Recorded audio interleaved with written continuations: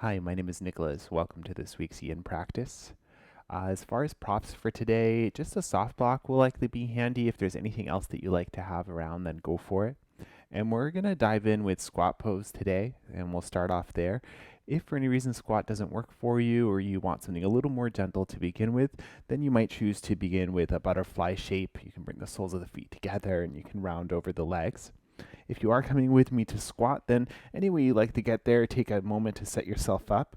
If the heels aren't quite touching the floor, that's not a bad thing, but if you want to feel a little more secure, maybe you can use your soft block to bring the heels onto.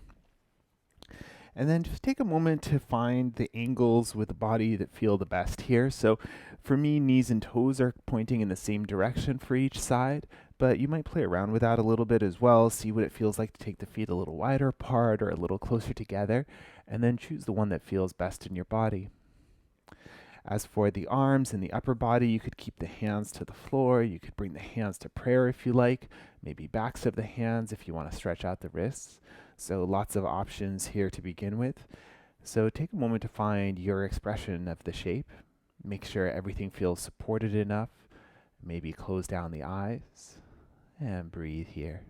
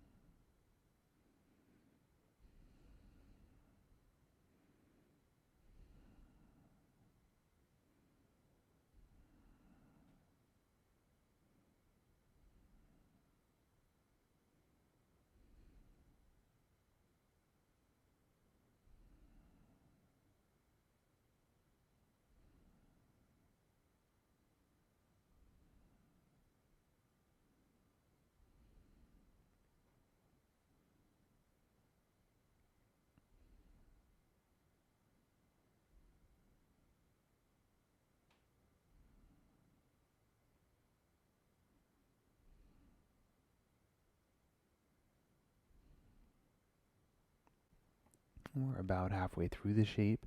So for the second half, you'd like to round the spine a little bit. Think about bringing the hands down to the floor, bringing the chin in towards the chest, and letting the head be as heavy as it can here. I'm mindful that this doesn't put any extra pressure on the knees or on the low back.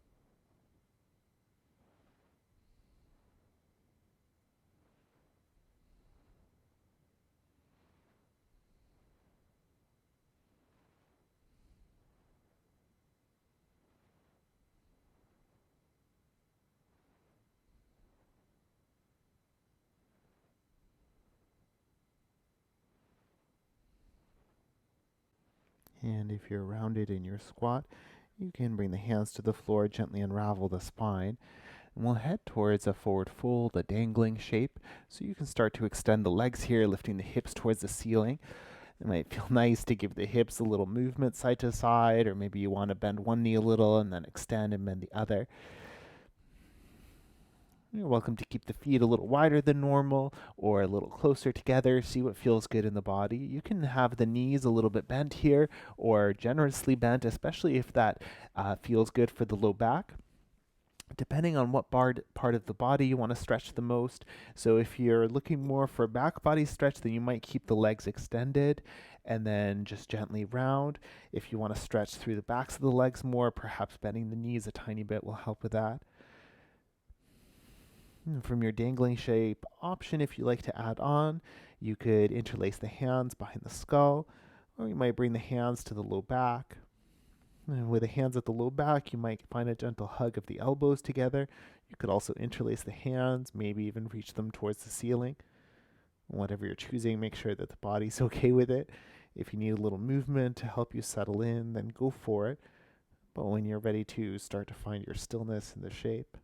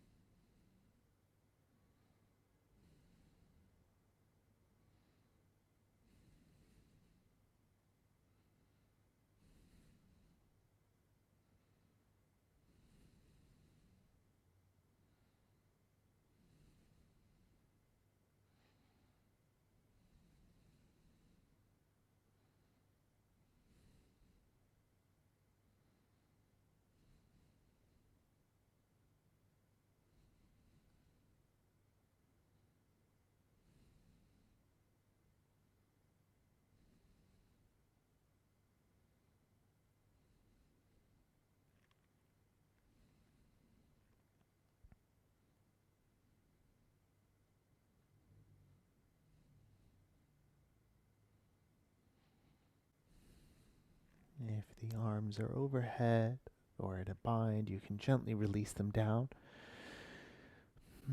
And from here, start to bend the knees and we'll lower the bum down to the floor.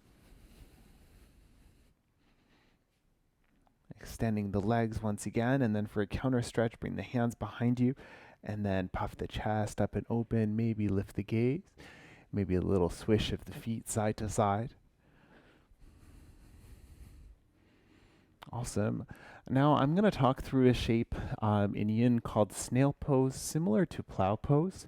And then a few weeks ago, for my hatha practice, we had worked towards shoulder stand. So if you happen to do that class as well, then some similar principles going in. And I'll show an alternative shape as well. So plow pose, snail pose is a deep spine stretch.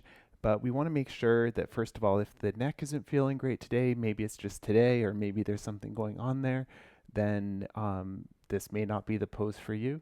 And then as you come in, you want to make sure it's a pain-free expression. You want to make sure once you're in the shape that you're not turning the neck at all, and that most of the pressure is on the shoulders than on the neck. So generally, if you reach back for your neck, you'll find that one big vertebra that kind of sticks out a little more than the rest. Generally, from there and up, you don't want to be putting any pressure. So just keep that in mind.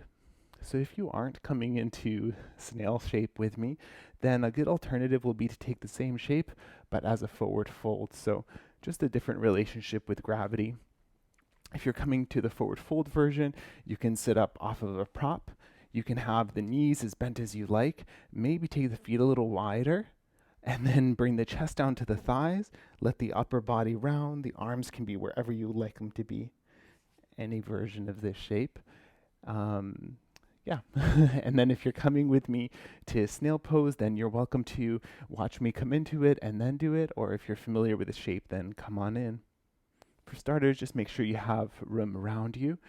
And if you like to have a wall behind you so that the feet can touch onto it, if you know that the feet don't quite reach the floor, then that's a good option too. That might be like a nice prop for support.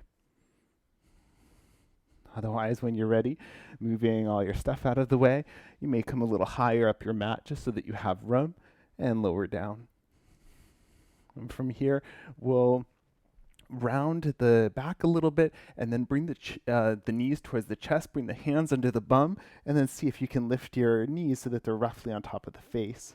So coming into this might need a little bit of momentum as well, just mindful of the neck. And then when you find yourself here, you can take the elbows and the shoulders a little closer together and then see what it feels like to let the legs start to get heavy where they are. And you can keep the knees as bent as you like here. So keeping the bum roughly underneath the shoulders and then or roughly on top of the shoulders, and then maybe the toes touch down. For some people, maybe it's the knees. It kind of depends on your proportions as well. So as long as something's touching down so that you're not kind of hovering, and this is where that wall might be handy too. So maybe if the wall was behind me, I could just touch a toe onto it and then feel steady there. Hands can stay at the low back here. If you like to interlace and extend, that can be another option. It might be a deeper expression though. And then just check in with the neck, make sure that it's happy with the shape, and breathe mostly into the back body here. If there's anything you don't need, maybe you can soften it a little.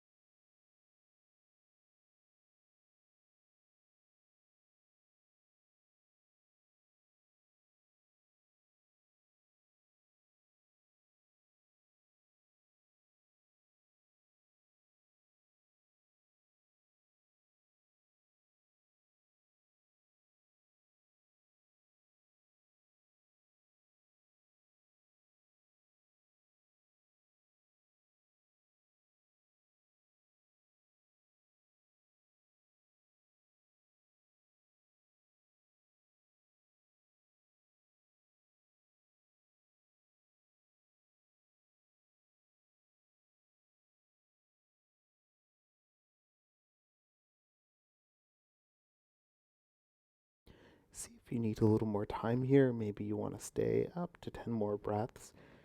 When you feel ready to come out, similar to how you came in, you can bring the hands to the low back if they aren't already there, and then start to let the pelvis get heavier and heavier in the hands. You don't have to extend the legs at any point. And then just slowly let the low back, eventually the bum touch down to the floor. Counter pose for snail pose would be fish. And I'll also show a counter pose if you were in your forward fold. So it's upward facing cat, which is the cow in cat cow. So that kind of a stretch. If you're coming with me for a fish pose, it doesn't have to be a very intense one, but just a nice counter stretch for the spine, especially the upper spine. You can come to sit on the hands and then extend the legs. And from here, start to arch the back a little bit so you can bring the elbows closer. And then press the elbows into the floor and then lift the center of the heart up towards the ceiling.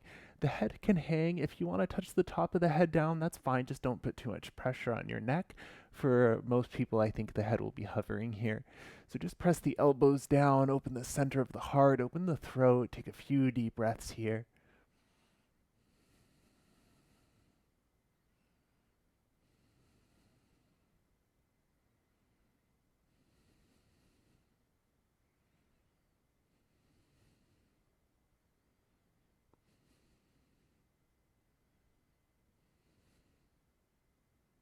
If you're in fish pose, then bring the head up first, chin towards the chest, slowly let the elbows come wide, lower the spine down, And then wherever you are, we'll meet on the belly. So if you're on the back, you can flip. If you were in cow pose or upward facing cat, you can lower down onto the belly that way. We'll set up one more counter stretch here, and that's crocodile pose. So you can bring the elbows out in front, and you might walk the elbows so that they're most of the way together. Now palms can stay as they are, maybe fingertips pointing towards the ceiling. You could also lower the forehead and then bring the thumbs towards the back of the neck. Or one more option here would be to bring the palms either to the forehead, maybe to the jaw, and it might depend a little on your proportions too, what feels more comfortable.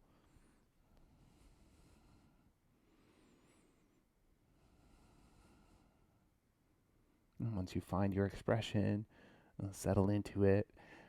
The low body, the heels can flop out if you like, and find some softness for the shape.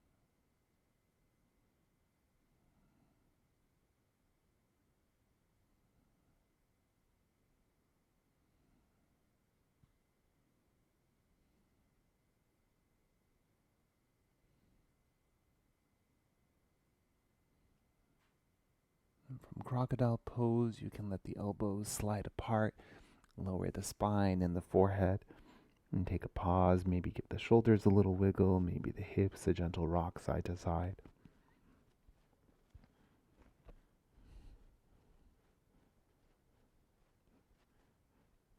And when you're ready, any way you like to get there, you can flip back onto your back.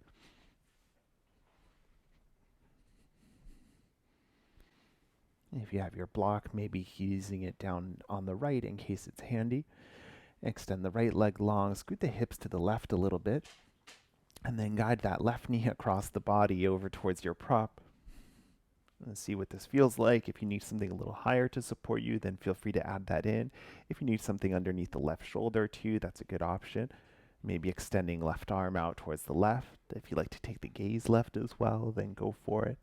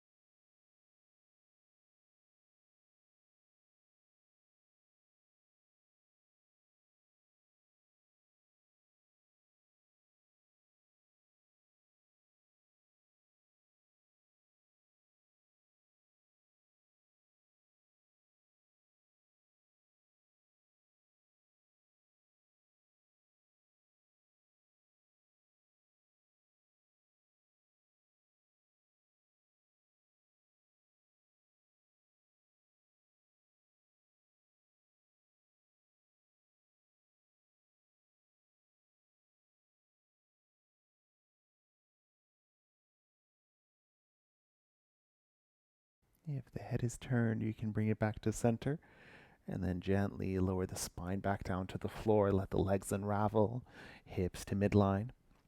If you're using a prop, you can take it over to the opposite side And then we'll set up for the second side of the twist. So hips over towards the right, left leg extended, and start to guide that right knee across the body. See what you need here. See if you need slightly different props or anything else for support. And maybe that right arm extends, maybe the gaze down towards the right.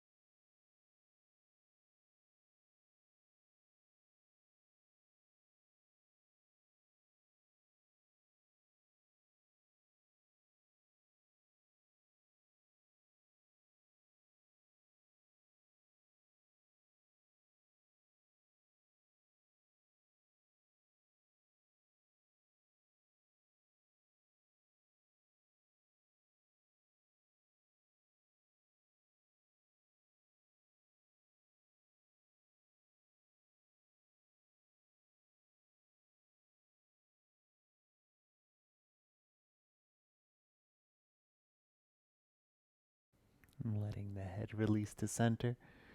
And releasing that right leg, letting the spine return to the floor. With the hips in midline, it might feel nice to take the feet a little wider, maybe windshield wiper the knees side to side.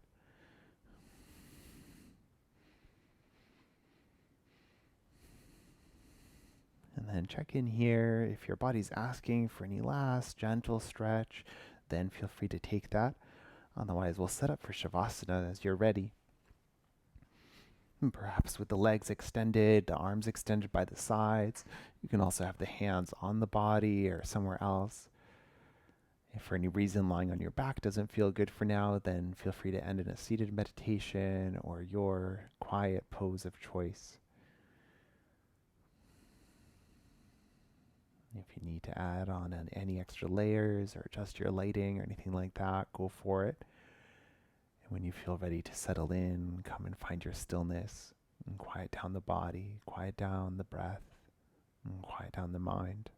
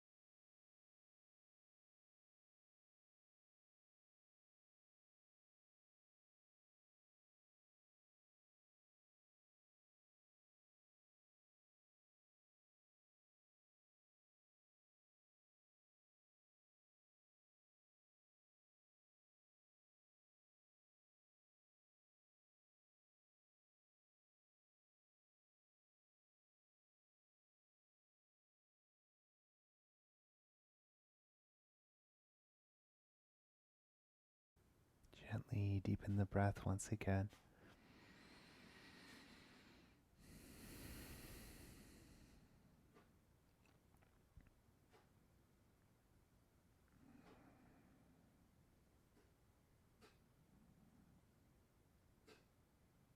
Wiggling your fingers and your toes, giving the head a rock side to side.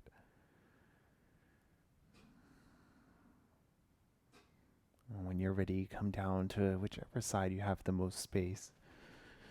Pausing in a fetal position, taking a few breaths here.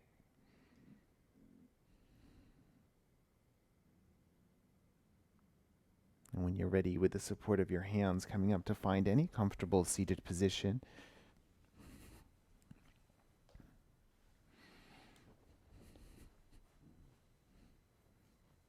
And take a moment to settle whatever's touching into the floor.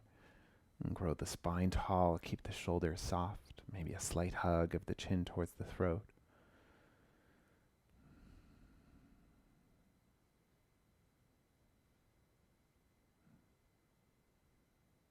And take a moment to notice the body here, notice your breath.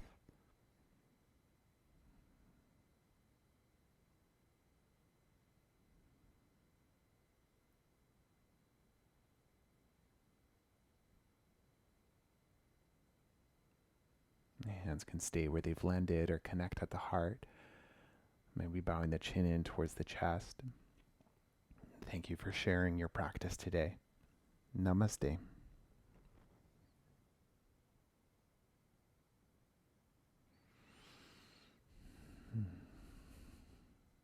Thank you for joining me for your yin practice. And my name is Nicholas. If you have any questions, please reach out and enjoy the rest of your day.